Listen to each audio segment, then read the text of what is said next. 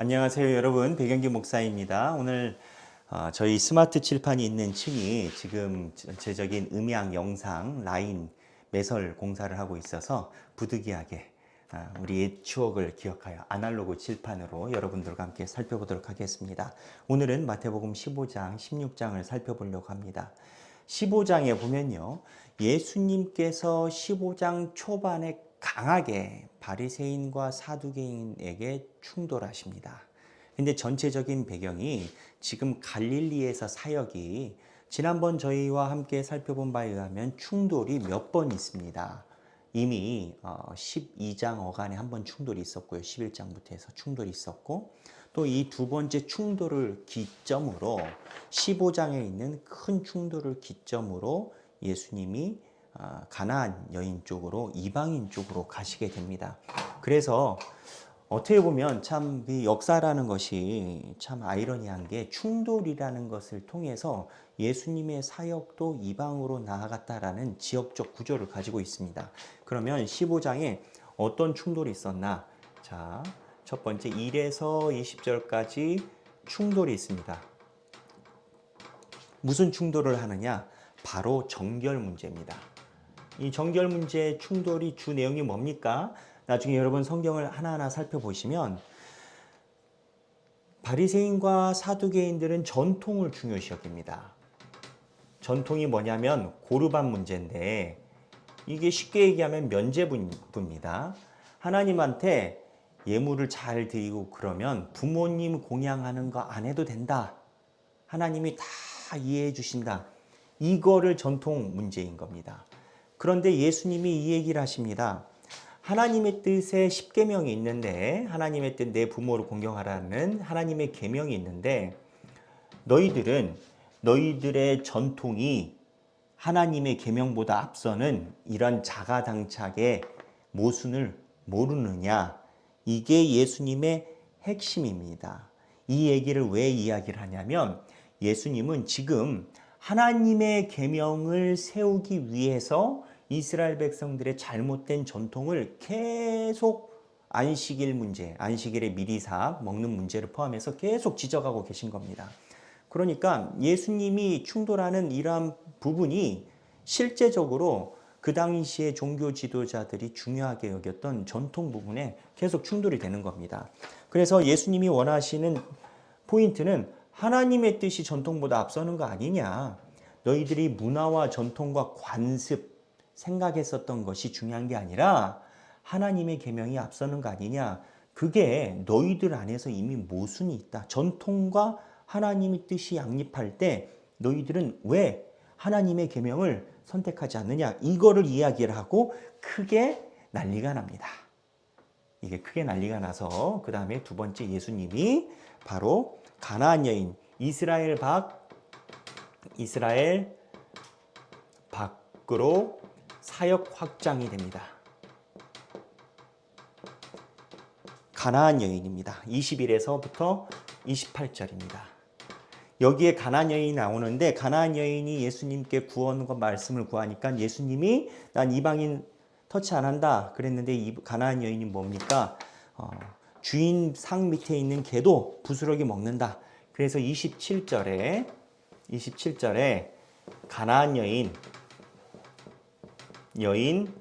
믿음이 나옵니다. 한번 이 부분은 중요하니까 저랑 살펴보겠습니다. 15장에 보면 우리가 잘 알듯이 예수께서 21절입니다. 21절에 예수께서 거기서 나오셨어요. 지금 나오셔서 두로와 시돈 지방으로 들어가시니, 두로와 시돈은 예전부터 이방인 지역으로 봅니다. 거기 가나안 여인 하나가 지경에 나와 소리질러 이르되 주 다윗의 자손이여 나를 불쌍히 여기소서.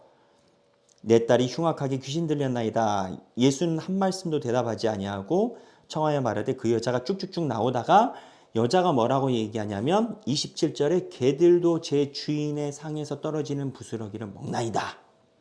그리고 예수님이 이 가나안 여인에 대해서 사역의 역사를 펼쳐주십니다. 무슨 내용이냐? 지금 이 본문을 두 개를 배치한 목적이 있습니다. 바리새인과 사두개인들은 우리말로 예수님과 맞짱 뜨려고 합니다. 그런데 가나안 여인의 눈높이는 예수님이 자기와 동석에서 맞짱 뜨는 그러한 위치가 아니라 가나안 여인의 눈에게 있어서 예수님은 말 그대로 메시아처럼 위에 계시고 우리가 청종하는 입장입니다. 이게 대조로 해서 마태가 이 두 본문을 일부러 배치를 해놨습니다. 그 이유가 뭘까요? 우리에게 물어보는 게 뭘까요?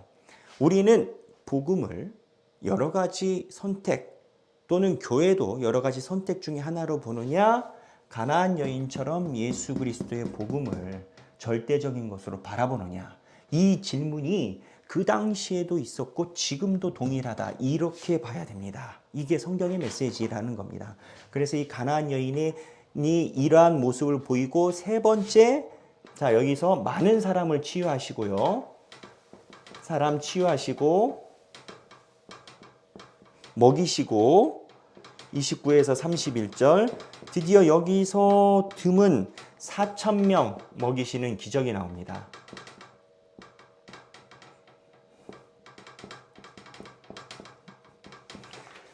이 흐름을 잘 보십시오. 15장에.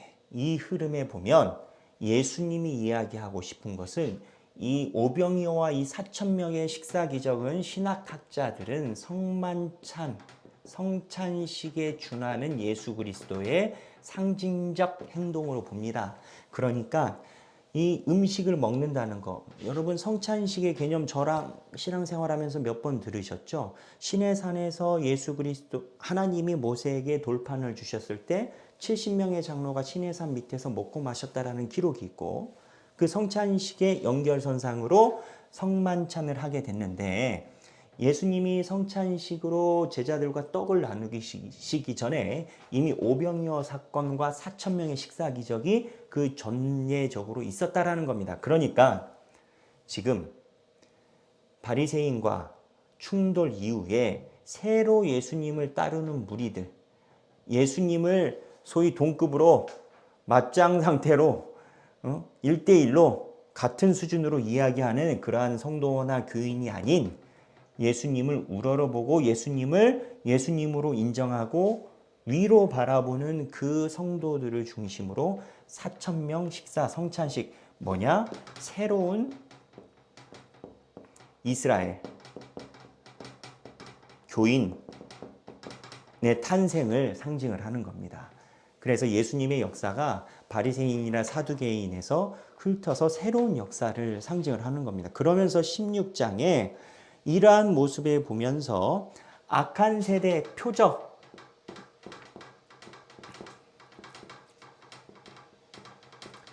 비유가 나옵니다. 여기 보면 바리새인과 사두개인이 예수님에게 표적을 원합니다. 근데 여러분, 바리새인과 사두개인이요, 원래 철천지 원수입니다. 사두개인은 성전을 중심으로 하나님의 일이 이루어져야 된다라고 주장하는 학파고요. 바리새인은 성전이 아니라 경전, 쓰여진 율법만 있으면 된다 해서 바리새인들은 성전을 그렇게 강조하지 않습니다. 그래서 이 바리새인과 사두개인은 굉장히 충돌이 많았어요. 근데 그날에는 하나가 됩니다. 바리새인과 사두개인이 하나가 돼서 예수님에게 표적을 구했는데, 예수님이 이들이 표적을 원해서 표적을 구하는 게 아니라 예수님에게 시비거리를 하기 위해서 표적을 구하니, 믿음을 위한 표적이 아니고, 믿음을 위한 대화가 아니고, 믿음을 위한 변증이 아니니 예수님은 그냥 떠나가 버리십니다. 자, 여기서부터 흐름을 보면 그렇습니다. 이 바리새인과 사두개인은 지속적으로 예수님과 자기네들이 같은 높이라고 생각을 하는 거예요. 그러니까 지속적으로 무언가를 요구를 하고 시험하고, 근데 예수님의 새로운 이스라엘과 새로운 백성들은 예수님을 시험의 대상이나 시험의 대상이나 또는 검증의 대상으로 보지 않고 예수님을 이렇게 우러러 보는 거예요. 예수님을 이렇게 보느냐, 이렇게 보느냐, 이거에 대한 시각적 대비가 계속 나옵니다. 그래서 예수님이 여기서 안타까움을 나타내요. 이제 바리새인 사두개인은 아니라고 떠나갔단 말이에요. 근데 제자들에게 누룩 이야기를 합니다. 바리새인과 사두개인들의 누룩을 조심해라. 얘네 조심해라. 근데 제자들이 어떻게 합니까? 아, 떡 안 챙겨와서 혼났나? 예수님이 우리 떡 안 챙겨와서 화나셨나? 이 떡이 어디 떡? 4천 명 먹인 떡, 남은 떡, 보급품 안 챙겨왔다고 혼났나? 예수님이 속이 좋으실까요? 안 좋으실까요? 속 터지죠. 여기 바리새인과 사두개인 얘기하는 얘네들은 정신 하나도 없고 예수님 따라다니는 제자들은 무지하고 정신 하나도 없어요. 그런데 여기서 이제 예수님이 야, 너희들 모른다라는데 세 번째 뭐가 나오냐? 베드로 고백이 나옵니다. 베드로 신앙 고백. 베드로 신앙 고백이 주는 그리스도시여 살아계신 하나님의 아들이니라. 이게 무슨 소리냐?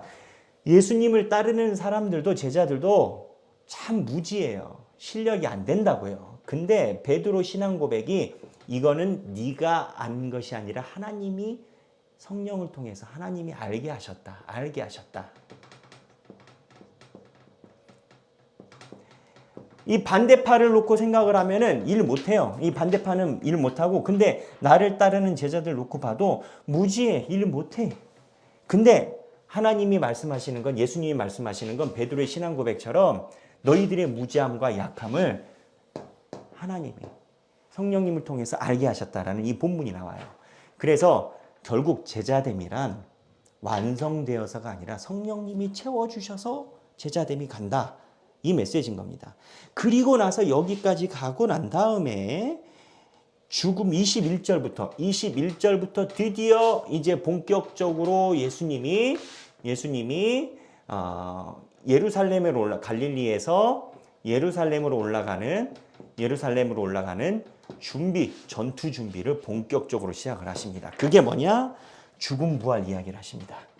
21절부터. 자, 16장 21절까지는 10장까지 제자들을 준비하시고 그 다음에 갈릴리에서 사역하시고 16장 21절부터 본격적으로 예루살렘을 향해서 가십니다. 예루살렘 왜 향해 가십니까? 잘못된 거 고치려고 예수님이. 그때 이제 드디어 제자들에게 16장 21절에게 내가 죽고 누구든지 자기 십자가를 지고 이 얘기를 이제 본격적으로 하기 시작하신 겁니다. 무슨 얘기냐? 제자들이 어느 정도 수준이 될 때까지 기다리셨다가 어느 정도 수준이 될 때 드디어 십자가 얘기를 하기 시작하셨다라는 겁니다. 양면성이 있습니다. 예수님이 나에게 십자가를 이야기를 하시는 것을 아무 때나 하지 않으십니다. 내 신앙이 겉보기 신앙일 때 예수님이 십자가 얘기 안 하신다고요. 성경의 흐름이. 제자가 돼서 예수님이 이제 예루살렘 올라가야 할 때 십자가 이야기 하신다고.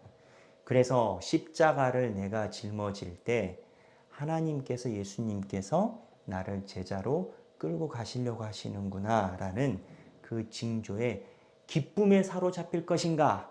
아니면 자 여기 보면 죽음을 얘기를 해요. 죽음을. 예수님이 십자가를 보여줬을 때 아이고 예수님께 속아서 왔네. 우리 집 폐가 망신하겠네. 할 것인가? 여기서 제자들은 결정을 해야 되는 상황이 되는 겁니다. 예수님이 초반부터 이야기하지 않으셨어요. 어느 정도 준비가 되고 오병이어 보여주고 성찬식하고 준비가 돼서 이제 예루살렘 올라가려는 제자들에게 처음으로 21절에 죽음에 대해서 이야기를 하기 시작하십니다. 여러분 오늘 15, 16장 두 장입니다.